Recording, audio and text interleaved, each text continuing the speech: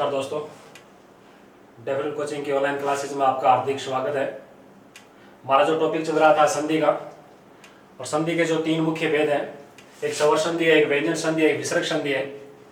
उसमें हमने पहला जो भेद सवर संधि का कंप्लीट कर लिया है, उसके 2 वीडियो अपलोड हो चुके हैं। आज हम सवर संधि का जो दूसरा भेद है व्यंजन संधि, उसके बारे में पढ़ेंगे। व्यंजन संधि देखो, सवर जो संधि के जो 3 भेद हैं, सवर संधि और व्यंजन संधि। व्यंजन संधि की यदि हम बात करें तो व्यंजन संधि के अंदर कुछ नियम है। जिस प्रकार सवर संधि के जो भेद हैं 5 भेद हैं, वैसे व्यंजन संधि के अंदर कोई भेद नहीं है। इसके हम नियम पढ़ेंगे, नियमों पर आधारित है। और व्यंजन संधि के अंदर 3 प्रकार से परिवर्तन है। यदि हम बात करें कि यदि परिभाषा के रूप में देखें तो यदि व्यंजन के बाद में किसी स्वर या व्यंजन का मेल हो जाता है और मेल से कोई विकार उत्पन्न होता है, तो वहां पर जो संधि है वो कौन सी है? व्यंजन संधि है। व्यंजन के बाद में चाहे स्वर आए या व्यंजन आए, और व्यंजन में कहीं ना कहीं क्या होगा? विकार उत्पन्न होगा, और वहां पर जो संधि होगी वो संधि कौन सी होगी? व्यंजन संधि होगी। 3 प्रकार है, या तो स्वर प्लस में व्यंजन का योग हो सकता है, स्वर या व्यंजन। व्यंजन संधि के अंदर पहले स्वर आ जाए, उसके बाद में व्यंजन वर्ण आ जाए, और दोनों में कोई विकार उत्पन्न हो जाए, तो भी संधि कौन सी होगी? व्यंजन संधि होगी। या पहले व्यंजन वर्ण आ जाए और व्यंजन के बाद में कोई स्वर वर्ण आ जाए, तो भी संधि होगी, वो कौन सी होगी? व्यंजन संधि होगी। तीसरा हम देखें, पहले भी क्या हो? कोई व्यंजन वर्ण हो, और दूसरे पद का प्रथम पद भी क्या हो? व्यंजन वर्ण हो, तो भी जो संधि होगी वो कौन सी होगी? व्यंजन संधि होगी। तो इस प्रकार व्यंजन संधि के अंदर 3 प्रकार से वर्णों का मेल हो सकता है। स्वर प्लस में व्यंजन का मेल हो सकता है, और व्यंजन प्लस में स्वर का मेल हो सकता है, और व्यंजन प्लस में व्यंजन का मेल हो सकता है। 3 मेल के कारण यहाँ पर जो कोई न कोई क्या होगा? विकार उत्पन्न होगा, और जहां पर विकार उत्पन्न होगा वहां पर जो संधि होगी वो कौन सी संधि होगी? व्यंजन संधि होगी। विकार की हम बात करें तो विकार 3 प्रकार से विकार उत्पन्न हो सकता है।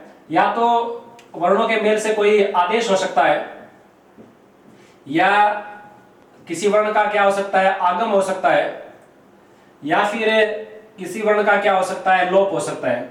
व्यंजन संधि के अंदर हम जो नियम पढ़ेंगे उसके अंदर जो विकार होगा वो विकार हम 3 प्रकार से विकार हो सकता है वर्णों में। या तो किसी भी वर्ण का क्या हो सकता है? एकादेश हो सकता है। आदेश से तात्पर्य ये है कि जब कोई भी वर्ण है और कोई भी वर्ण है उसके स्थान पर किसी दूसरे वर्ण का यदि प्रयोग हो जाता है, या आपस में 2 वर्ण मिलते हैं, उसका कोई तीसरा वर्ण बन जाता है, तो उसे हम क्या कहते हैं? आदेश या एकादेश कहते हैं। आगम से तात्पर्य है कि 2 वर्णों के योग से कोई अन्य वर्ण का आगम हो जाता है, एक नया वर्ण आ जाता है, उसे क्या कहते हैं? आगम कहते हैं। या किसी वर्ण का क्या हो सकता है? लोप हो सकता है। तो विकार है वो 3 प्रकार से हो सकता है, आदेश है, आगम है, या लोप है। आदेश की यदि हम बात करूं, जिस प्रकार कोई उदाहरण आ जाएगा, आपको उदाहरण दे रखा है वाक प्लस ईश्वरी दे रखा है। ईश्वरी का अर्थ क्या होता है? देवी होता है। अब व्यंजन संधि के अंदर हम पढ़ेंगे कि व्यंजन संधि के अंदर नियम ये है कि यदि कै चैट तय के बाद में कोई भी यदि स्वर आ जाता है या घोषवर्ण आ जाता है, तो इसका जो परिवर्तन है वो अपने वर्ण के किस में हो जाता है? तीसरे में हो जाता है। तो यहाँ पर कै का जो परिवर्तन है वो क्या हो गया है? गै में हो गया है। तो यहाँ पर ये क्या माना जाता है? एकादेश माना जाता है। मतलब कै का आदेश किस में हो गया है? गै में हो गया है। तो इस प्रकार की यदि कोई परिवर्तन होगा वहां पर भी संधि कौन सी होगी? व्यंजन संधि होगी। कौन सी संधि होगी? व्यंजन संधि होगी।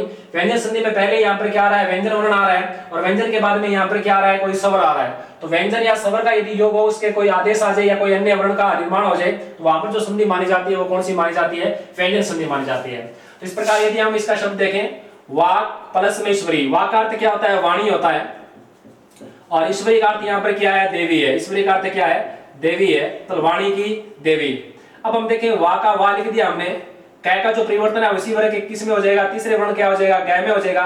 कै आधा है तो इसका गै भी क्या होगा? आधा होगा।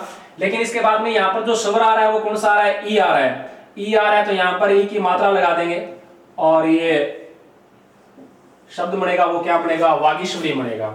और वागीश्वरी किसका पर्यायवाची है? सरस्वती का पर्यायवाची है। तो इस प्रकार वाक प्लस ईश्वरी से ये शब्द क्या हो गया? वागीश्वरी। तो यहाँ पर क्या हो रहा है? शब्दों के बीच में क्या हो रहा है? विकार। मतलब विकार किस रूप में हो रहा है? आदेश के रूप में हो रहा है। तो यहाँ पर संधि क्या है? व्यंजन संधि है। दूसरा विकार का रूप देखें, किसी वर्ण का क्या हो सकता है? आगम हो सकता है। आगम वाले हम नियम जो पढ़ेंगे, तो आगम 3 नियम पढ़ेंगे। एक तो क्या होता है? चय का आगम होता है, जिसे चागम कहते हैं, चागम संधि का नियम। एक मूर्धन्य सह का आगम है, ये मूर्धन्य सह का आगम पढ़ेंगे, सागम। और एक दंत्य स का क्या होगा, आगम होगा, जिसे क्या है सागम। चागम है, सागम है या सागम संधि है। चागम संधि के अंदर क्या होता है कि पहले स्वर होगा और स्वर के बाद में यदि क्या आ जाएगा, छ आ जाएगा, तो दोनों के बीच में क्या हो जाता है, च का क्या हो जाता है, आगम हो जाता है। तो जहां पर किसी वर्ण का क्या हो जाता है, आगम हो जाता है, वहां पर संधि कौन सी मानी जाती है, व्यंजन संधि मानी जाती है। जिस प्रकार यदि हम कोई शब्द देखें, एक शब्द हमारे पास 100 प्लस में क्या है, छंद है। 100 प्लस में क्या है, छंद है। अब यहाँ पर देखें वह के अंदर जो अंतिम जो वर्ण आ रहा है वो क्या आ रहा है, ए आ रहा है, और ए के बाद में यहाँ पर जो वर्ण आ रहा है वो कौन सा है, छ है। अब इस नियम के अनुसार स्वर के बाद में यदि छ आ जाए तो दोनों वर्णों के बीच में क्या होगा, च का क्या हो जाएगा, आगम हो जाएगा। तो ये संधि कौन सी मानी जाती है, चागम संधि मानी जाती है। तो ये नियम भी किसके अंदर है, व्यंजन संधि के अंदर है। तो किसी भी वर्ण का आगम हो जाए तो भी संधि कौन सी होगी, व्यंजन संधि होगी। या किसी वर्ण का क्या हो सकता है, लोप हो सकता है। लोप वाली हम बात करें, जिस प्रकार एक शब्द है, संस्कृत के ये मूल शब्द है, जिस प्रकार पक्षिण है, जो मूल शब्द क्या है, पक्षिण है। इसी प्रकार मंत्रिण है, ये जो संस्कृत के मूल शब्द है पक्षिण और मंत्रिण है। अब इसके आगे यदि हमें पक्षी प्लस में राज जोड़ना है, अब पक्षी प्लस में यदि हम राज जोड़ेंगे तो यहाँ पर न का क्या हो जाता है, लोप हो जाता है। न का क्या हो जाएगा, लोप हो जाएगा, और ये जो शब्द की रचना होगी वो शब्द क्या बन जाएगा, पक्षी राज हो जाएगा। क्या हो जाएगा, पक्षी राज। अब आपको पक्षी राज के अंदर यदि संधि पूछे तो यहाँ पर जो संधि है वो कौन सी है, व्यंजन संधि है। और इसका संधि विच्छेद पूछे तो क्या हो जाएगा, पक्षिण प्लस में क्या हो जाएगा, राज हो जाएगा। तो यहाँ पर न का क्या हो रहा है, लोप हो रहा है। यदि वर्ण का लोप हो रहा है तो भी वहां पर संधि कौन सी है, व्यंजन संधि है। तो यहाँ पर न का क्या हो रहा है, लोप हो रहा है। पक्षी के अंदर देखें तो पक्षी के अंदर ई की मात्रा क्या आती है, बड़ी आती है। लेकिन अब हम पक्षिण की बात करें तो पक्षिण के अंदर ई की मात्रा क्या है, छोटी है। इसी प्रकार देखिए मंत्रिम, मंत्री के अंदर यदि आपको ई की मात्रा पूछे तो ये मंत्री के अंदर ई की मात्रा क्या आती है, बड़ी आती है। लेकिन मंत्रिण परिषद, इस प्रकार यदि आपको दे रखा है और इसका यदि आपको संधि शब्द पूछे तो इसका संधि शब्द क्या होगा, मंत्री परिषद होगा। यहाँ पर ई की मात्रा क्या आएगी, छोटी आएगी, और ये क्या हो जाएगा, मंत्री परिषद हो जाएगा। अब आपको यदि मंत्री परिषद के अंदर संधि पूछे तो यहाँ पर संधि कौन सी है, व्यंजन संधि है, क्योंकि यहाँ पर व्यंजन वर्ण का क्या हो रहा है, लोप हो रहा है। तो इस प्रकार स्वर और व्यंजन आपस में मिलेंगे, और स्वर और व्यंजन आपस में मिलेंगे या व्यंजन और स्वर मिलेंगे, या दोनों तरफ क्या आएंगे, कोई न कोई व्यंजन आएगा, और कोई भी व्यंजन में क्या होगा, विकाल उत्पन्न होगा। और विकाल ये तीन प्रकार है, या तो किसी भी वर्ण का क्या होगा, आदेश होगा, या किसी भी वर्ण का क्या हो सकता है, आगम हो सकता है, या किसी व्यंजन वर्ण का क्या हो सकता है, लोप हो सकता है। तो वहां पर जो संधि होगी वो कौन सी संधि होगी, व्यंजन संधि होगी। तो व्यंजन संधि की यदि हम परिभाषा देखें तो व्यंजन के बाद में स्वर या व्यंजन का यदि मेल होता है तो व्यंजन में कहीं न कहीं क्या होगा, विकाल उत्पन्न होगा, और विकाल उत्पन्न होगा वहां पर संधि कौन सी होती है, व्यंजन संधि होती है। व्यंजन संधि के कोई भेद नहीं है, इसके हम नियम पढ़ेंगे और ये नियमों पर आधारित ये संधि है, और इसके अलग अलग नियम है, 10 या 11 नियम पढ़ेंगे। किस प्रकार कहीं पर च का आगम होगा, चागम संधि है, कहीं पर स का आगम हो जाएगा, कहीं किसी प्रथम वर्ण का परिवर्तन तीसरे में हो जाएगा, कहीं प्रथम वर्ण का जो परिवर्तन है वो किस में हो जाएगा, पांचवें में हो जाएगा। तो पहला नियम हम पढ़ते हैं व्यंजन संधि का।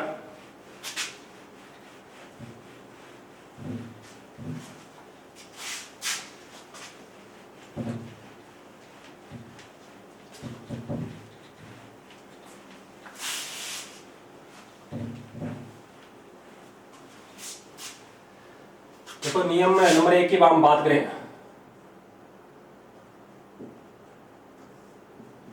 नियम नंबर 1, नियम 1 की यदि हम बात करें तो एक नियम ये कहता है कि यदि पहले क,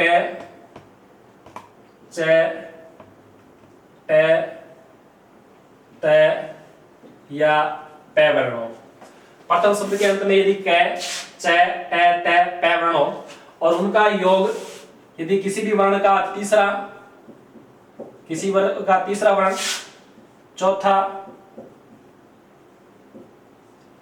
प्लस में ये, र, ल, व या है प्लस में सभी सवर्ण। तो ये जो घोष वर्ण है, कौन से वर्ण है, घोष वर्ण है।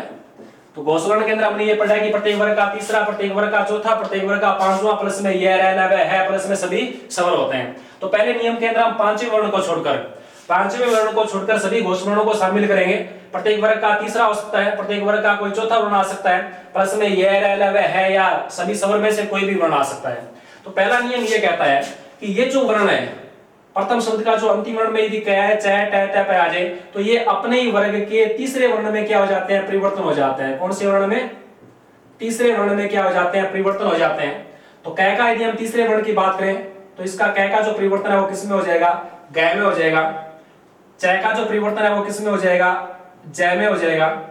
ट का जो परिवर्तन है वो ट का परिवर्तन किस में हो जाएगा, ड में हो जाएगा। और त का जो परिवर्तन है वो त का परिवर्तन किस में हो जाएगा, द में हो जाएगा। और प का जो परिवर्तन है वो प का परिवर्तन किस में हो जाएगा, ब में हो जाएगा। तो व्यंजन संधि के अंदर जो पहला नियम ये कहता है कि यदि आपको प्रथम वर्ण के अंत में क, च, ट, त, प ये जो वर्ण आ रहे हैं और उनका जो योग है वो तीसरा, किसी भी वर्ण का तीसरा वर्ण हो, चाहे चौथा हो, चाहे ये ल, है या सभी स्वर हो, तो ये जो घोष वर्णों का यदि योग होगा तो ये जो अघोष जो वर्ण है वो अपने ही वर्ग के तीसरे घोष वर्ण में क्या हो जाते हैं, परिवर्तन हो जाते हैं। जैसे एक शब्द है हमारे पास वाक प्लस में देवी। वाक प्लस में क्या दे रखा है, देवी दे रखा है। प्रथम जो शब्द है उसका जो अंतिम वर्ण की बात करें तो अंतिम वर्ण यहाँ पर क्या आ रहा है, कै ध्वनि आ रही है। और कै के आगे जो वर्ण आ रहा है वो कौन सा आ रहा है, द आ रहा है। तो द जो वर्ण है वो कौन सा वर्ण है, तीसरा वर्ण है। किसी भी वर्ग का तीसरा है, त, थ, द तीसरा वर्ण है। तो यहाँ पर कै का जो परिवर्तन है और कै का जो परिवर्तन है वो द के कारण किस में हो जाएगा, अपने ही वर्ग के तीसरे वर्ण में क्या हो जाएगा, परिवर्तन हो जाएगा।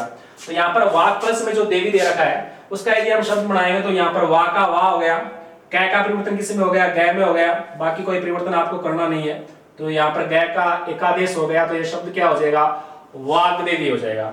तो वाक का अर्थ वाणी हो गया, वाणी की देवी कौन है, सरस्वती। तो ये भी पर्यायवाची किसका है, सरस्वती का पर्यायवाची है।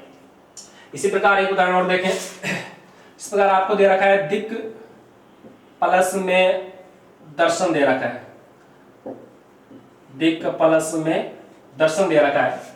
यहाँ पर दिक् का अर्थ क्या है, दिशाएं हैं। कै का योग किसके साथ हो रहा है, द के साथ हो रहा है। तो द तीसरा वर्ण है तो यहाँ पर जो कै का जो परिवर्तन है वो कै का परिवर्तन आपको किस में करना है, इसी वर्ग के तीसरे में करना है। तो कै का तीसरा यहाँ पर क्या हो जाएगा, ग हो जाएगा। तो ग बनाना है यहाँ पर कै का, बाकी कोई परिवर्तन करना नहीं है। तो ये दिक् प्लस में दर्शन से ये शब्द क्या बन जाएगा, दिग्दर्शन बन जाएगा। तो पहला नियम ये कहता है कि यदि इनके बाद में कोई भी वर्ण का तीसरा चौथा ये लव आ जाए तो आपको इनका जो परिवर्तन है वो अपने ही वर्ग के किस में करना है, तीसरे वर्ण में करना है। एक उदाहरण और देखें हम। इस प्रकार एक दे रखा है आपको वाक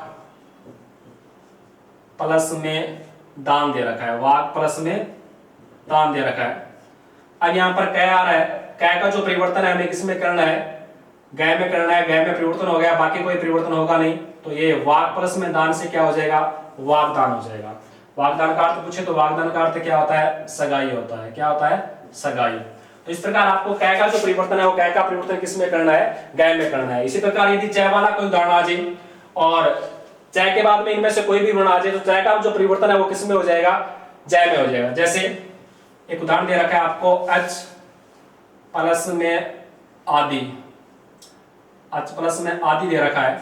अब यहाँ पर ए का ए लिख दिया हमने।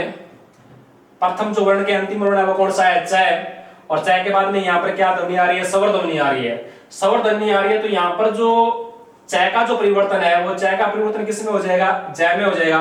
लेकिन ज के बाद में यहाँ पर क्या आ रहा है, आ स्वर आ रहा है। तो हम ज के अंदर आ स्वर लगाएंगे तो ये जा, और द पर की मात्रा छोटी है तो दी, आजादी। अच का अर्थ क्या होता है, स्वर होता है। और आदि का अर्थ क्या होता है, आरंभ होता है। तो ऐसा शब्द जिसके आरंभ में क्या हो, कोई स्वर हो, उसके लिए एक शब्द क्या आता है, आजादी आता है। इस प्रकार च के बाद में यदि च के बाद में कोई तीसरा चौथा या कोई भी स्वर आ जाए तो आपका च का परिवर्तन किस में करना है, ज में करना है। इस प्रकार यदि ट के बाद में इनमें से कोई भी वर्ण आ जाएगा तो ट का जो परिवर्तन है वो किस में हो जाएगा, ड में हो जाएगा। जैसे एक उदाहरण दे रखा है आपको, सट प्लस में यंत्र दे रखा है। सट प्लस में क्या दे रखा है, यंत्र दे रखा है। अब देखो प्रथम जो शब्द है उसका जो अंतिम जो वर्ण है वो क्या आ रहा है, ट आ रहा है। और ट के बाद में आगे घोष वर्ण कौन सा आ रहा है, ये आ रहा है। तो आपको जो ट का जो परिवर्तन है वो इसी वर्ग के तीसरे में करना है। तो ट का तीसरा क्या हो जाएगा, ड हो जाएगा। बाकी कोई परिवर्तन करना नहीं है। ये सट प्लस में यंत्र से क्या हो जाएगा, षड्यंत्र हो जाएगा। सट प्लस यंत्र से क्या बन गया, षड्यंत्र बन गया। इसी प्रकार त वाले उदाहरण देखें। जिस प्रकार आ गया आपको जगत प्लस में ईश दे रखा है, जगत प्लस में ईश। तो यहाँ पर तय के बाद में स्वर आ रहा है तो आपको तय का जो परिवर्तन है वो इसी वर्ग के तीसरे में करना है। तो तय का तीसरा क्या हो जाता है, दय। तय आधा है तो दय भी क्या आना चाहिए, आधा। लेकिन इसके बाद में क्या आ रहा है, ई स्वर आ रहा है तो यहाँ पर ई की मात्रा लगा देंगे। ये जगत प्लस में इससे क्या हो जाएगा, जगदीश हो जाएगा। जगत प्लस में इससे क्या हो गया, जगदीश। इसी प्रकार पै, पै के बाद में किसी भी वर्ण का तीसरा आ जाए या चौथा आ जाए या यलव आ जाए या कोई भी स्वर आ जाए तो पै का परिवर्तन आपको इसी वर्ग के किस में करना है, तीसरे में करना है। तीसरे की बात करें हम, जिस प्रकार का आपको दे रखा है अप प्लस में जय दे रखा है। अप प्लस में क्या दे रखा है, जय। अप का अर्थ क्या होता है, पानी होता है, और जय का अर्थ क्या होता है, उत्पन्न या जन्म लेना होता है। अब यहाँ पर पै के बाद में तीसरा वर्ण घोषवर्ण क्या आ रहा है, जय आ रहा है, तो आपको पै का जो परिवर्तन है वो अपने ही वर्ग के किस में करना है, तीसरे वर्ण में करना है। तो तीसरे वर्ण में करेंगे तो यहाँ पर पै का परिवर्तन किस में हो जाएगा, बै में हो जाएगा। बाकी आपको कोई परिवर्तन नहीं करना है। ये अप प्लस में जय से क्या हो जाएगा, अबज हो जाएगा। तो पानी से जन्म लेने वाला, तो ये अबज किसका पर्यायवाची है, कमल का पर्यायवाची है। किसका पर्यायवाची है, कमल का पर्यायवाची है। तो इस प्रकार हमने जो पहला नियम है, और पहला नियम ये कहता है कि यदि कै च ट त के बाद में कोई भी घोषवर्ण आ जाए, मतलब पांचवें वर्ण को छोड़कर यदि कोई भी घोषवर्ण आ जाता है तो ये जो प्रथम अ घोषवर्ण है वो अपनी वर्ग के तीसरे वर्ण में क्या हो जाते हैं, परिवर्तन हो जाते हैं। तो कै का परिवर्तन आपको किस में करना है, गै में करना है। च का परिवर्तन किस में करना है, जय में करना है। ट का परिवर्तन किस में करना है, डै में करना है। और तय का जो परिवर्तन है वो किस में करना है, डै में करना है। और पै का जो परिवर्तन है वो किस में करना है, बै में करना है। तो इस प्रकार इनका जो परिवर्तन होगा, कुछ उदाहरण और लेते हैं हम पहले नियम के अनुसार।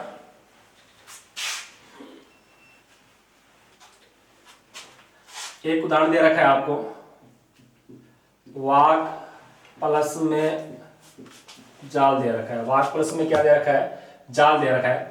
यहां पर देखो कै, कै का जो परिवर्तन यहाँ पर पहला वर्ण यहाँ पर क्या आ रहा है, जय आ रहा है। जय मतलब किसी वर्ण का क्या है, तीसरा है।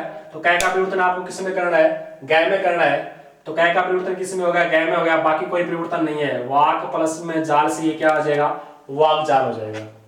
इसी प्रकार हम देखें जगत प्लस में अम्मा दे रखा है। जगत प्लस में क्या दे रखा है, अम्मा दे रखा है। तो यहाँ पर तय के बाद में यहाँ पर क्या आ रहा है, स्वर आ रहा है। तो आपको तय का जो परिवर्तन है वो किस में करना है, दय में करना है। तो तय आधा है, दय भी यहाँ पर क्या आना चाहिए, आधा आना चाहिए। लेकिन यहाँ पर जो स्वर की मात्रा आ रही है तो स्वर की मात्रा यहाँ पर लगाएंगे तो दय क्या हो गया पूरा। ये जगत प्लस में अम्बा से क्या बन जाएगा, जगदम्बा बन जाएगा। अब जगदम्बा के अंदर यदि आपको संधि पूछे तो संधि कौन सी है, व्यंजन संधि है। और इसका संधि विच्छेद पूछे तो क्या होगा, जगत प्लस में क्या होगा, अम्बा होगा। इसी प्रकार हम अन्य उदाहरण देखें। जैसे आपको उदाहरण दे रखा है कोई सट प्लस में आनंद दे रखा है। सट प्लस में क्या दे रखा है, आनंद दे रखा है। यहां पर देखो स का स। अब ट के बाद में यहां पर जो वर्ण आ रहा है वो कौन सा आ रहा है, ऐ स्वर आ रहा है। तो अब ट का जो परिवर्तन है वो अपने वर्ग के किस में होगा, तीसरे में होगा। तीसरा यहाँ पर ट का क्या है, ड। तो ट आधा है तो ड भी क्या आना चाहिए, आधा। लेकिन यहाँ पर जो स्वर आ रहा है वो कौन सा आ रहा है, आ आ रहा है। तो यहाँ पर यदि हम आ स्वर की मात्रा लगाएंगे तो ये पूरा हो गया। ये सट प्लस में आनंद से क्या हो जाएगा, सडानंद हो जाएगा। सट का अर्थ यहाँ पर क्या है, छह। आनंद का अर्थ क्या होता है, मुख होता है। छह है मुख जिसके, तो ये किसका पर्यायवाची है, कार्तिकेय का पर्यायवाची है। किसका, कार्तिकेय। तो इस प्रकार सट प्लस में आनंद के अंदर यदि आपको संधि पूछे तो क्या कौन सी है, व्यंजन संधि है। और इसका संधि विच्छेद पूछे तो क्या हो जाएगा, सट प्लस में क्या हो जाएगा, आनंद हो जाएगा।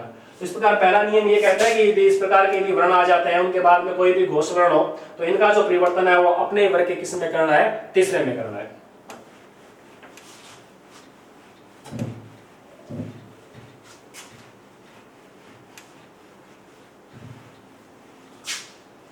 अब देखो यदि हम संधि शब्द के रूप में देखेंगे, इस प्रकार आपको एक शब्द दे रखा है सदाशय। इसके अंदर यदि आपको संधि पूछे कि यहाँ पर संधि कौन सी है, तो सदाशय के अंदर यदि हम संधि की बात करें तो संधि यहाँ पर कौन सी है, व्यंजन संधि है। अब इसका यदि हम संधि विच्छेद करें तो यहाँ पर दय का जो परिवर्तन है वो दय का परिवर्तन आपको इसी वर्ग के क्या करना है, पहले में परिवर्तन करना है संधि विच्छेद करते समय। तो यहाँ पर दय का परिवर्तन किस में हो जाएगा, तय में हो जाएगा। तो ये क्या हो जाएगा, सत हो जाएगा। और सत प्लस में यहाँ पर दय के अंदर जो स्वर है वो कौन सा है, आ है। ये सत प्लस में क्या हो जाएगा, आस्य हो जाएगा। तो सत प्लस में आस्य है। तो सदाशय के अंदर यदि आपको संधि पूछे तो कौन सी है, व्यंजन संधि है, और इसका संधि विच्छेद पूछे तो ये क्या हो जाएगा, सत्य प्लस में क्या हो जाएगा, आस्य हो जाएगा। अन्य उदाहरणों की हम बात करें, इसी प्रकार आपको एक उदाहरण दे रखा है, जगत प्लस में गुरु दे रखा है। जगत प्लस में क्या दे रखा है, गुरु दे रखा है। तो यहाँ पर देखो तय और तय के बाद में यहाँ पर वर्ण कौन सा आ रहा है, गय आ रहा है। गय मतलब किसी भी वर्ण का क्या है, तीसरा है। तो तीसरा है तो यहाँ पर जो तय का जो परिवर्तन है वो अपने वर्ग के किस में करना है, तीसरे में करना है। तो आपको तय का जो परिवर्तन है वो किस में करना है, दय में करना है। तो अब इसका हम शब्द बनाएंगे, जय का जय हो गया, गय का गय लिख दिया हमने। अब तय के स्थान पर हमें क्या लिखना है, दय लिखना है, और बाकी कोई परिवर्तन करना नहीं है। ये जगत प्लस में गुरु से क्या हो जाएगा, जगत गुरु हो जाएगा। इस प्रकार पहला नियम के अंदर है, यदि कै चट तय के बाद में कोई भी घोष वर्ण आ जाए पांचवें वर्ण को छोड़कर, तो ये पहले जो वर्ण है वो अपने वर्ग के किस में परिवर्तन हो जाते हैं, तीसरे वर्ण में क्या हो जाते हैं, परिवर्तन हो जाते हैं। इसी के अंदर हम दूसरा नियम देखें तो हमने जो घोष वर्ण जो बात पढ़ी है, पांचवा वर्ण छोड़ा है, तो पांचवें वर्ण के अनुसार देखें, यदि आपको पहले कै च ट तय और पै, इसके बाद में किसी भी वर्ग का पांचवा वर्ण दे रखा है, कौन सा, पांचवा, और पांचवें वर्ण के अंदर आपको जो उदाहरण मिलेंगे वो नय और मैं के मिलेंगे।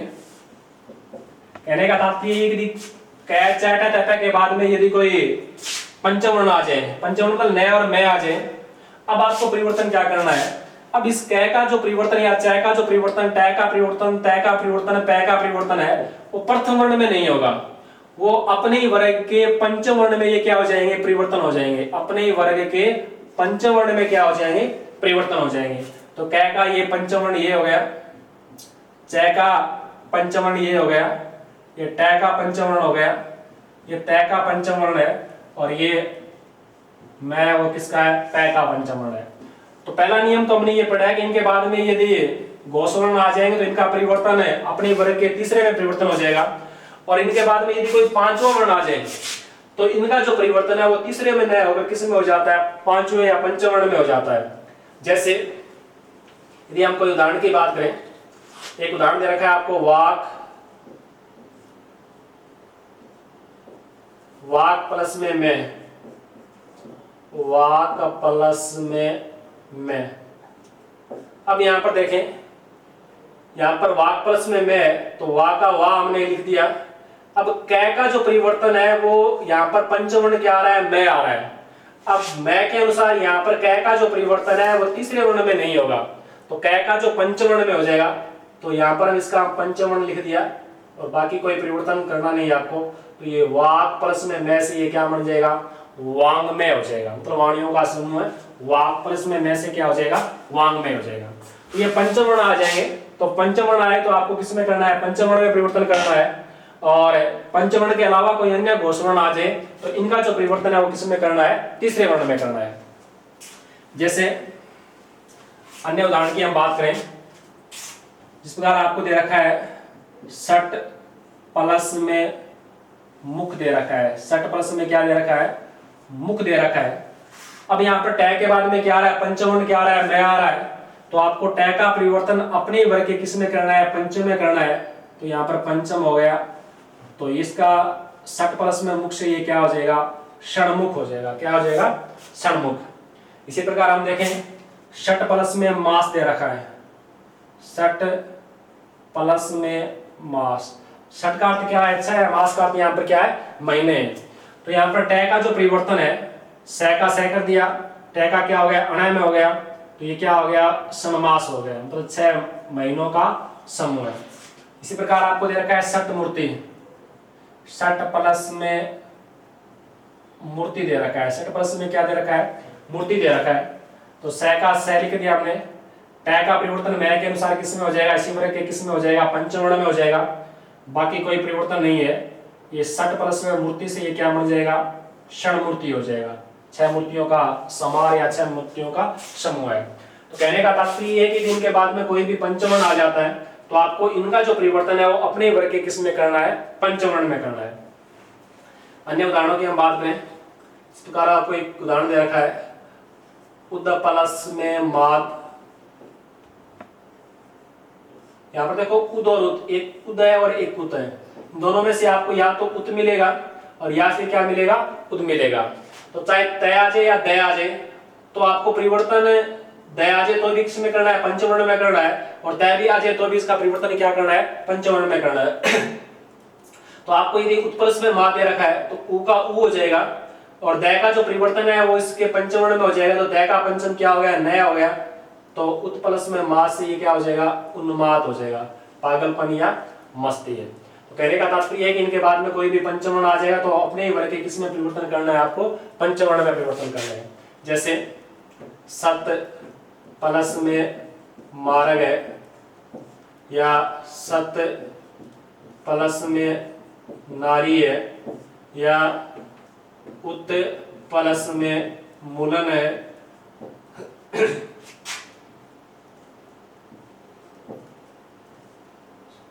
या उत प्लस में मोचन है, या उत प्लस में मुख है। इस प्रकार यदि आपको जो उदाहरण दे रखे हैं, तो यहाँ पर प्रथम वर्ण क्या आ रहा है, चैट में से कै, चैट में से पंचवर्ण आ रहा है, चाहे वो तय आ जाए, चाहे वो कै आ जाए, या चाहे वो चय आ जाए या पै आ जाए। इसके बाद में यदि आपको कोई भी पंचवर्ण आ रहा है तो इनका जो परिवर्तन है वो अपने वर्ग के किस में करना है, तीसरे में करना है। अब देखो सत प्लस में मारक है, तय के बाद में यहाँ पर पंचवर्ण क्या आ रहा है, मैं आ रहा है। तो मैं आ रहा है तो आपको तय का जो परिवर्तन है वो तय के पंचवर्ण में करेंगे, तो इसका पांचवा क्या हो जाएगा, नय हो जाएगा, और ये सत प्लस में मारक से क्या हो जाएगा, सन्मारक हो जाएगा। सत का अर्थ क्या होता है, अच्छा है, सन्मारक, सत प्लस में मारक से क्या हो जाएगा, सन्मारक। इसी प्रकार सत प्लस में नारी है, तो इसमें हम देखेंगे स का स हो गया, तय का परिवर्तन पंचवर्ण में क्या हो गया, नय में हो गया, और बाकी कोई परिवर्तन करना नहीं है। सत प्लस में नारी से क्या हो जाएगा, सन नारी हो जाएगा। उत्प्लस मूलन, यहाँ पर देखें उ का उ हो गया, तय का परिवर्तन किस में करना है, नय में करना है। ये उत्प्लस में मूलन से क्या हो जाएगा, उन्मूलन हो जाएगा। उन्मूलन का अर्थ पूछे तो क्या मतलब, कोई चीज को जड़ से उखाड़ना हो गया, उन्मूलन। उत्प्लस में मोचन देखें, यहाँ पर उ का उ है, तय का परिवर्तन आपको नय में करना है, बाकी कोई परिवर्तन नहीं करना है, ये उन्मोचन हो जाएगा। इसी प्रकार उत्प्लस में मुख देखें, तो यहाँ पर उ का उ है, तय का परिवर्तन नय में हो जाएगा, ये क्या हो जाएगा, उन्मुख हो जाएगा, उन्मुख। पै वाला कोई उदाहरण देखें, जिस प्रकार आपको उदाहरण दे रखा है अप प्लस में मैं, अप प्लस में मैं। अब यहाँ पर पै के बाद में क्या आ रहा है, मैं आ रहा है, तो आपको पै के पंचवर्ण में परिवर्तन करना है। तो पै का पंचवर्ण क्या हो गया, मैं हो गया, आधे मैं में परिवर्तन कर देंगे, ये अप प्लस में मैं से क्या बन जाएगा, अम में हो जाएगा। अप का अर्थ क्या है, पानी, और पानी से बना कोई पदार्थ, इस प्रकार अम में हो जाएगा, अप प्लस में मैं। तो कहने का तात्पर्य है कि कै, चैट, तपै के बाद में किसी भी वर्ग का यदि कोई पंचवर्ण आ जाता है, तो पंचवर्ण में आपको या तो नए वाले उदाहरण मिलेंगे या फिर क्या मिलेंगे, मैं वर्ण आएंगे, दो उदाहरण मिलेंगे, नए या मैं आएगा वर्ण। तो आपको इनका जो परिवर्तन है वो अपने वर्ग के किस में करना है, पंचवर्ण में करना है। तो व्यंजन संधि के अंदर कुछ नियम है, हमने दो नियम पढ़ लिए हैं, एक तो तीसरे वर्ण का नियम पढ़ लिया है, और एक जो नियम है हमने कौन सा पढ़ लिया है, पांचवें वर्ण का नियम पढ़ लिया है। या तो तीसरे वर्ण में परिवर्तन करेंगे या फिर हम किस में करेंगे, पांचवें वर्ण में परिवर्तन करेंगे।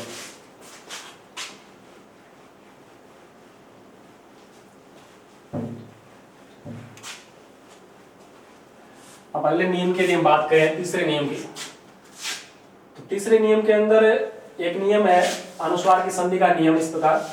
तो यहाँ पर यदि मैं के बाद में कोई भी सप्रश व्यंजन आ जाए, मैं के बाद में कोई भी सप्रश व्यंजन आ जाए, और सप्रश व्यंजन की बात करें तो हमने पढ़ा है सप्रश व्यंजन कितने होते हैं, 25 होते हैं, और 25 है कौन से, कैसे लेकर मैं तक है, कैसे लेकर मैं तक। यदि मैं के बाद में यदि कोई सप्रश व्यंजन आ जाता है, तो एक नियम तो ये कहता है कि मैं के बाद में यदि सप्रश व्यंजन आ जाए तो मैं का परिवर्तन आपको दो प्रकार से करना है। या तो मैं का परिवर्तन किसमें करेंगे, हम अनुस्वार में करेंगे, किसमें करेंगे, अनुस्वार में करेंगे, या मैं का परिवर्तन उसी वर्ग के किसमें करना है, आपको पंचवर्ण में करना है, उसी वर्ग के पंचवर्ण में। अनुस्वार की जो संधि है या तीसरा जो नियम है इसका, तीसरे नियम के अंदर हम पहला भाग देखें तो पहला नियम ये कहता है कि मैं के बाद में कोई भी यदि सप्रश व्यंजन आ जाए मैं के बाद में कोई भी सप्रश व्यंजन आ जाए, सप्रश व्यंजन कौन से हैं, कैसे लेकर मैं तक हैं, तो आपको क्या करना है, मैं का जो परिवर्तन है आप दो प्रकार से कर सकते हो।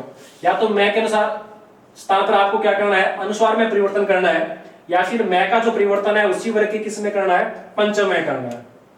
इसी के अंदर दूसरा नियम यह है कि यदि मैं के बाद कोई भी अंतस्थ व्यंजन आ जाए, कौन से व्यंजन, अंतस्थ, और अंतस्थ व्यंजन है कितने, चार है, हम पहले पढ़ चुके हैं, यह अलग है, या फिर उत्सम व्यंजन आ जाए,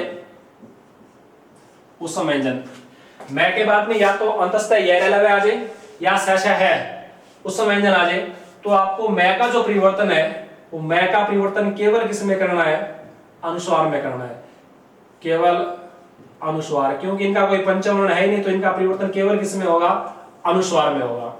तो इसके अंदर हम दो नियम पढ़ेंगे कि मैं के अंदर बाद में कोई भी सप्रश व्यंजन आ जाता है तो मैं का परिवर्तन या तो हम अनुस्वार में कर सकते हैं या फिर पंचम वर्ण में कर सकते हैं, या फिर मैं के बाद में कोई अंतस्थ या उत्सम व्यंजन आ जाए तो मैं का परिवर्तन आपको केवल किस में करना है, अनुस्वार में करना है। जैसे यदि कोई उदाहरण की हम बात करें, एक उदाहरण दे रखा है आपको, आलम प्लस में कार दे रखा है, क्या है, आलम प्लस में कार। अब यहां पर देखो प्रथम जो शब्द है उसका जो अंतिम जो वर्ण है वो क्या आ रहा है, मैं आ रहा है, और अंतिम जो शब्द है उसका प्रथम वर्ण यहां पर क्या आ रहा है, कै आ रहा है। कै कौन सा अंतर सप्रश व्यंजन है। अब आपको मैं का परिवर्तन या तो किसमें करो, आप अनुस्वार में करो, या फिर मैं का जो परिवर्तन है इसी वर्ग के मतलब कै के क्या आना चाहिए, पंचवर्ण में इसका क्या होना चाहिए, परिवर्तन होना चाहिए। तो इसका हम जो शब्द बनाएंगे वो या तो ये बनेगा अलम प्लस में कार से क्या हो जाएगा, अलंकार हो जाएगा, या तो हम मैं का परिवर्तन अनुस्वार में करें तो भी आपका ये सही है, या फिर आपको इसका जो परिवर्तन है वो इसी वर्ग के किस में करना है, पंचवर्ण में करना है। तो कै का पंचवर्ण हो गया, तो ये अलंकार इस रूप में लिखें या फिर हम के इस रूप में लिखें, इस रूप में लिखें। तो जिस प्रकार मैं का परिवर्तन या तो अनुस्वार में करेंगे या फिर जो भी यहाँ पर कोई वर्ण आएगा उसका क्या हो जाएगा, पंचवर्ण हो जाएगा। अन्य उदाहरण देखेंगे इस प्रकार, वह प्लस में कर आ गया, मैं प्लस में कर आ गया, तो यहाँ पर मैं का जो परिवर्तन है या तो मैं का परिवर्तन हम किस में करेंगे, अनुस्वार में करेंगे, अनुस्वार में कर दिया, बाकी कोई परिवर्तन करना नहीं है, या फिर आपको यहाँ पर इसी के पंचवर्ण में परिवर्तन करना है। तो कै का पंचवर्ण ये हो गया, ये भयंकर इस प्रकार लिख सकते हैं, लेकिन जो प्रचलित जो शब्द है वो कौन सा है, हम भयंकर इस प्रकार लिखते हैं, तो ये अनुस्वार में भी कर सकते हैं या फिर उसके पंचवर्ण में परिवर्तन कर सकते हैं। तो एक नियम तो ये कहता है कि मैं के बाद में कोई भी सप्रश व्यंजन आ जाए तो आपको या तो अनुस्वार में परिवर्तन करो या फिर किस में करो, पंचम में करो, या फिर मैं के बाद में कोई अंतस्थ व्यंजन या उत्सम आ जाए तो आपको मैं का परिवर्तन किस में करना है, अनुस्वार में करना है। जैसे कोई आपको उदाहरण दे रखा है, सम प्लस में हार, सम धन हार दे रखा है। अब मैं के बाद में यहाँ पर क्या आ रहा है का योग हो रहा है, मैं के बाद में क्या आ रहा है आ रहा है, तो आपको अब मैं का जो परिवर्तन है वो केवल किस में होगा, अनुस्वार में होगा, क्योंकि जो उत्सम व्यंजन है या अंतस्थ व्यंजन है इसका कोई पंचवर्ण नहीं है। तो आपको इसका हम उदाहरण बनाए तो सम प्लस में हार से ये क्या हो जाएगा, संहार हो जाएगा, क्या हो जाएगा, संहार। इसी प्रकार हम देखें सम प्लस में सार दे रखा है, सम प्लस में सार, सम प्लस में सार देख रहा है, सह का सह हो गया, मैं का परिवर्तन हम किस में करेंगे, अनुस्वार में करेंगे, ये सम प्लस में सार से क्या हो जाएगा, संसार हो जाएगा। इसी प्रकार आपको दे रखा है सम प्लस में रक्षक दे रखा है, सम प्लस में रक्षक, तो यहाँ पर रह आ रहा है मतलब अंतस्थ व्यंजन आ रहा है, तो मैं का परिवर्तन आपको केवल किस में करना है, अनुस्वार में करना है, कि ये सम प्लस में रक्षक से क्या हो जाएगा, संरक्षक हो जाएगा। या अन्य उदाहरणों की हम बात करें तो जिस प्रकार आपको सम प्लस में विधान दे रखा है, सम प्लस में विधान, अब मैं के बाद में यहाँ पर अंतस्थ व्यंजन आ रहा है, तो मैं का परिवर्तन केवल किस में करना है, आपको अनुस्वार में करना है, बाकी कोई परिवर्तन करना नहीं है। ये सम प्लस में विधान से क्या हो जाएगा, संविधान हो जाएगा। तो इस प्रकार हमने दूसरे नियम के अंदर ये पढ़ा है कि मैं के बाद में या तो सप्रश व्यंजन आ जाए या फिर अंतस्थ या उत्सम व्यंजन आ जाए, तो आपको या तो परिवर्तन अनुस्वार में करना है या फिर उसी वर्ग के क्या करना है, पंचम में करना है। अन्य उदाहरणों की हम बात करें, जिस प्रकार कोई शब्द दे रखा है आपको, शुभम का संचय संजय संधि संज्ञा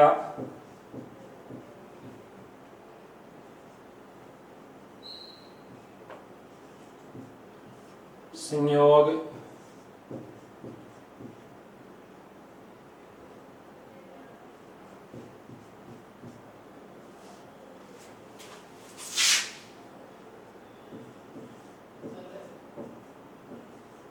अलंकृत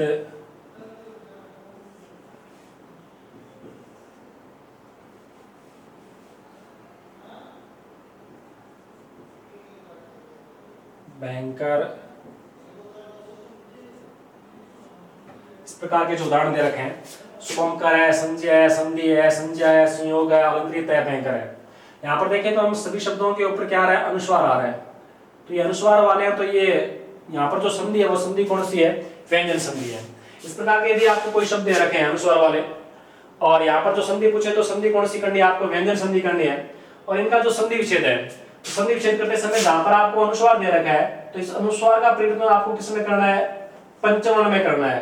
पंचवर्ण में कौन सा मतलब मैं में करना है। अब अनुस्वार का परिवर्तन केवल आपको किस में करना है, मैं में करना है। तो यहाँ पर शुभ प्लस शुभंकर का यदि हम संधि विच्छेद देखें तो सु का सु लिख दिया हमने, बै का बै आ गया।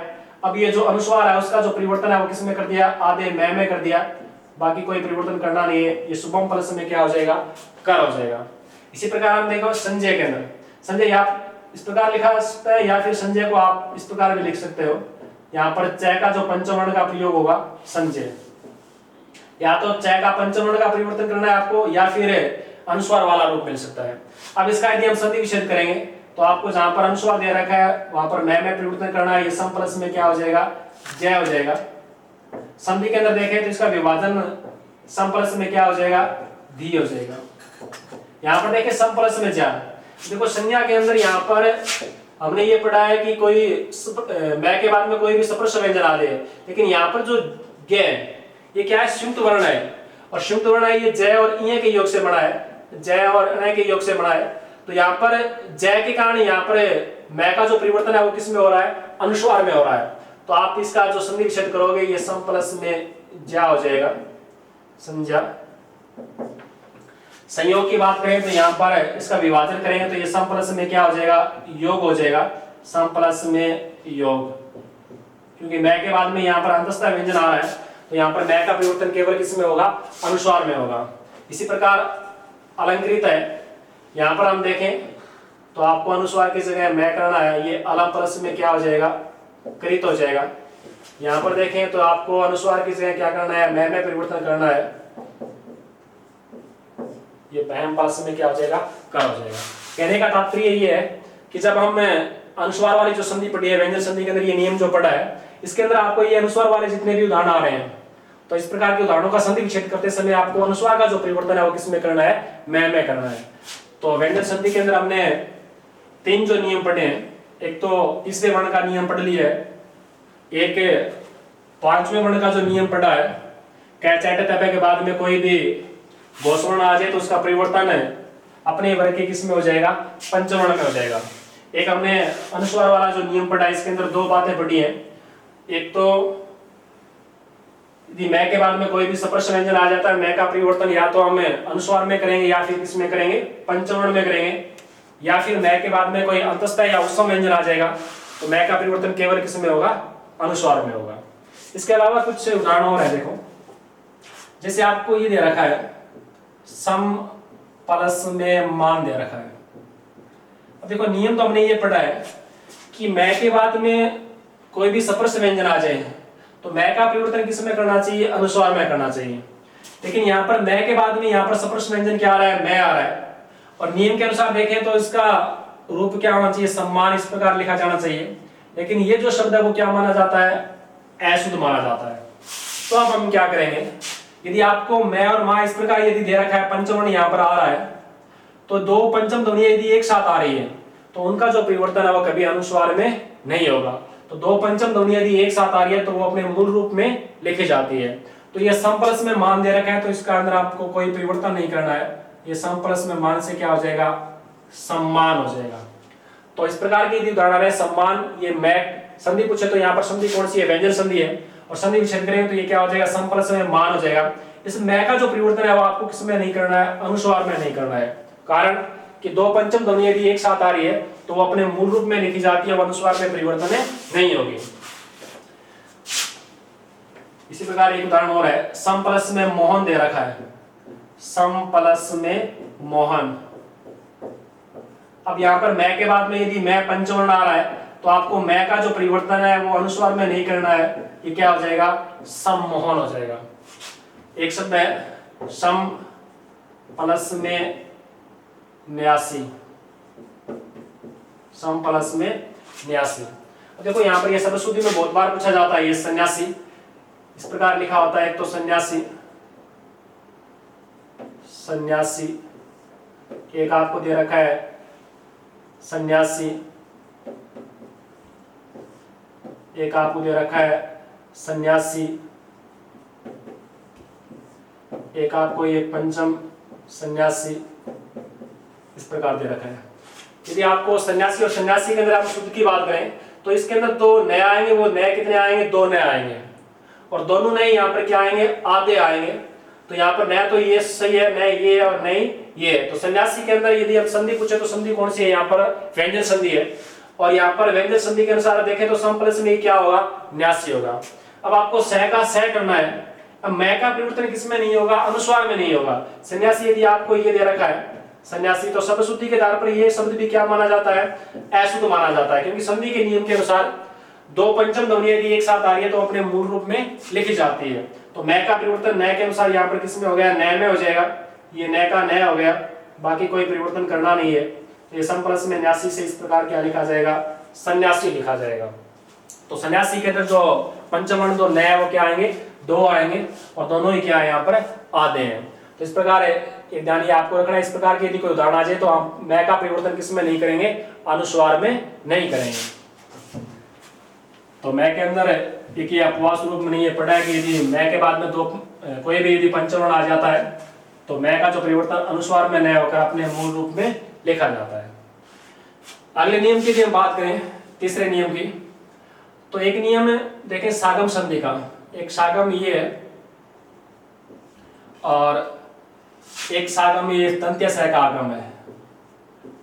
यदि कहीं पर किसी भी वर्ण का क्या हो रहा है, आगम हो रहा है, तो भी वहां पर संधि कौन सी है, व्यंजन संधि है।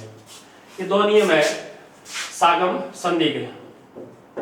व्यंजन संधि के अंदर यदि हम नियम के अगले की बात करें तो एक सागम संधि का नियम है। पहला नियम ये कहता है कि यदि पहले परि उपसर्ग आ रहा है और परि उपसर्ग के बाद में यदि क्री धातु से बना हुआ कोई भी शब्द आ रहा है, पहले उपसर्ग कौन सा होना चाहिए, परि उपसर्ग होना चाहिए, और परि के बाद में क्री धातु से बना हुआ कोई भी शब्द हो, जैसे कोई कृत आ गया, कार आ गया, कर्ण आ गया, कर्ता आ गया, इस प्रकार के मिलेंगे। कृत है, कार है, कर्ण है, कर्ता है, मतलब क्री धातु से बने हुए शब्द हैं। तो आपको दोनों शब्दों के मध्य क्या करना है, इस मूर्धन्य सह का क्या करना है, आगम करना है। मूर्धन्य सह का क्या करना है, आगम करना है। तो व्यंजन संधि के अंदर हमने आगम वाली जो बात पढ़ी है कि यदि कहीं पर किसी भी वर्ण का आगम होता है तो भी संधि कौन सी है, वहां पर व्यंजन संधि है। तो पहला सागम ये कहता है कि यदि परि उपसर्ग के बाद में क्री धातु से बना यदि कोई भी शब्द आता है तो आपको दोनों शब्दों के बीच में क्या करना है, मूर्धन्य सह का आगम करना है। जैसे कोई शब्द दे रखा है आपको, प्री प्लस में कार दे रखा है, प्री प्लस में क्या दे रखा है, कार दे रखा है। तो पहले यहाँ पर है उपसर्ग क्या आ रहा है, प्री आ रहा है, और यहाँ पर उसके बाद में क्री धातु से बना हुआ शब्द क्या आ रहा है, कार आ रहा है। तो इसके अंदर यदि आपको संधि पूछे तो संधि यहाँ पर कौन सी है, व्यंजन संधि है। और व्यंजन संधि के नियम के अनुसार दोनों वर्णों के बीच में आपको इस आधे मूर्धन्य सह का क्या करना है, आगम करना है। तो प्री प्लस में कार से ये क्या हो जाएगा, प्रेसकार हो जाएगा। तो प्रेसकार के अंदर यदि आपको संधि पूछे तो कौन सी है, व्यंजन संधि है। लेकिन आपको ये पूछे आविष्कार शब्द दे रखा है, कौन सा, आविष्कार, और आविष्कार के अंदर यदि आपको संधि पूछे तो आविष्कार के अंदर जो संधि है वो व्यंजन संधि नहीं है। आविष्कार के अंदर संधि कौन सी पढ़ेंगे हम, विसर्ग संधि होगी, क्योंकि यहाँ पर जो उपसर्ग है वो कौन सा है, आवी है। तो लेकिन आवी प्लस में कार पढ़ेंगे तो आवी विसर्ग कार होगा, तो विसर्ग के का परिवर्तन किस में होगा, सह में होगा, तब तो यहाँ पर संधि कौन सी होगी, विसर्ग संधि है। लेकिन प्रीस्कार के अंदर यदि आपको संधि पूछे तो प्रीस्कार के अंदर संधि कौन सी है?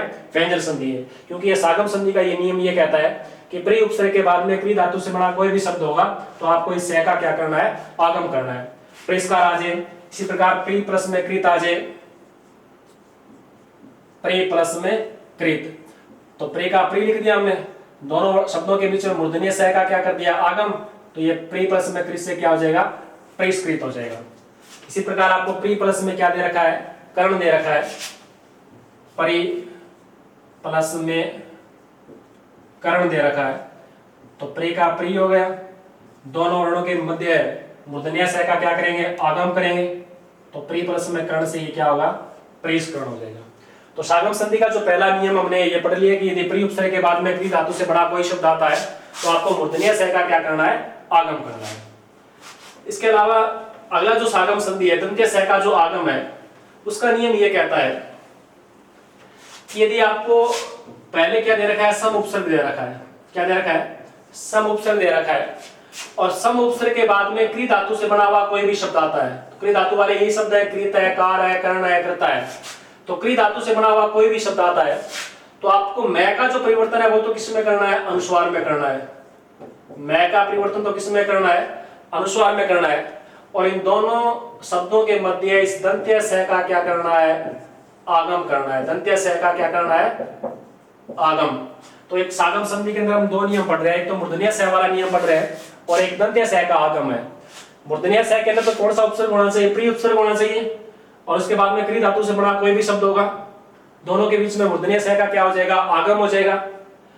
दंत्य से के अंदर हम देखेंगे पहले उपसर्ग कौन सा है? सम उपसर्ग है, और उसके बाद में क्री धातु से बना कोई भी शब्द है, तो मैं का जो परिवर्तन है वो तो किस में करना है? आपको अनुस्वार में करना है, और दोनों शब्दों के मध्य मूर्धन्य इस दंत्य से का क्या करना है? आपको आगम करना है। जैसे एक उदाहरण दे रखा है आपको, सम प्लस में कृत दे रखा है, सम प्लस में कृत दे रखा है। अब देखो यहाँ पर उपसर्ग कौन सा आ रहा है? सम है, उसके बाद में क्री धातु से बना हुआ शब्द क्या आ रहा है? कृत आ रहा है। तो पहला काम तो आपको क्या करना है? से का परिवर्तन किस में करेंगे? हम ये मैं का परिवर्तन किस में करेंगे? अनुस्वार में करेंगे, और दोनों शब्दों के मध्य किसका आगम करेंगे? दंत्य से का क्या कर देंगे? आगम कर देंगे। तो ये सम प्लस में कृत से शब्द बनेगा, क्या बनेगा? संस्कृत हो जाएगा। संस्कृत के अंदर यदि आपको संधि पूछे तो संधि कौन सी है? व्यंजन संधि है, और इसका संधि शब्द पूछे तो क्या हो जाएगा? सम प्लस में क्या हो जाएगा? कृत हो जाएगा। इस प्रकार सम उपसर्ग के बाद में क्री धातु से बना कोई भी शब्द आ जाए, चाहे वो संस्कृत हो चाहे वो संस्कार हो, इस प्रकार आपको दे रखा है सम प्लस में कार, तो सम प्लस में कार दे रखा है, तो से का से हो गया। मैं का परिवर्तन किस में करना है? आपको अनुस्वार में करना है, दोनों के बीच में दंत्य से का क्या करना है? आगम करना है, तो सम प्लस में कार से क्या हो जाएगा? संस्कार हो जाएगा।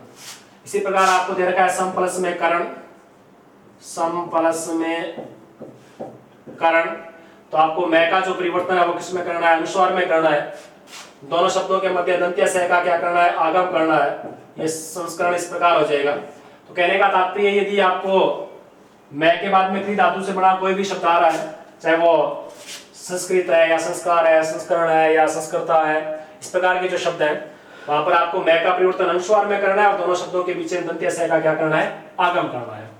तो व्यंजन संधि के अंदर आज हमने 5 या 6 नियम पढ़ लिए हैं। एक हमने तीसरे वर्ण का जो नियम पढ़ा है, और तीसरे वर्ण के अंदर हमने ये पढ़ा है कि यदि कै चट तपे के बाद में कोई भी घोषवर्ण आ जाता है पंचवर्ण को छोड़कर, तो ये कै चट तपे अपने वर्ग के तीसरे वर्ण में क्या हो जाते हैं? परिवर्तन हो जाते हैं। एक नियम हमने पंचवर्ण का पढ़ा है कि यदि कै चट तपे के बाद में कोई भी पंचवर्ण आ जाता है तो इनका जो परिवर्तन है वो अपने वर्ग के किस में हो जाता है? पांचवें परिवर्तन हो जाता है। जैसे वाक प्लस में मैं, वांग में है, वाक प्लस में निपुण है, वांग निपुण है, इस प्रकार के उदाहरण है। और एक हमने अनुस्वार वाली संधि के अंदर ये नियम ये पढ़ा है कि यदि मैं के बाद में यदि आपको कोई सप्रश्न व्यंजन दे रखा है तो मैं का परिवर्तन हम 2 प्रकार से कर सकते हैं। या तो मैं का परिवर्तन हम किस में करेंगे? अनुस्वार में परिवर्तन करेंगे, या फिर मैं का जो परिवर्तन है उसी वर्ग के किस में करेंगे? पंचवर्ण में करेंगे। एक नियम हमने ये पढ़ा है कि मैं के बाद में यदि आपको अंतस्थ या उसम व्यंजन दे रखे हैं तो आप मैं का परिवर्तन केवल किस में करोगे? अनुस्वार में करोगे। और एक हमने सागम संधि का जो नियम पढ़ा है, मूर्धन्य स का या दंत्य स का आगम पढ़ा है। तो मूर्धन्य स का आगम तो कब होगा, जब प्री उपसर्ग के बाद में क्री धातु से बना कोई भी शब्द आ जाएगा तो हम मूर्धन्य स का क्या करेंगे, आगम करेंगे। और सम उपसर्ग के बाद में यदि क्री धातु से बना कोई भी शब्द आ जाएगा तो हम दंत्य स का क्या करेंगे, आगम करेंगे। इस प्रकार हमने व्यंजन संधि के कुछ नियम पढ़ लिए हैं। आगे जो नियम शेष रह गए हैं 7-8 नियम हम और पढ़ेंगे, वो अगले वीडियो में पढ़ेंगे। धन्यवाद। आप इस वीडियो को ध्यान से देखिए, पूरा पढ़िए। धन्यवाद।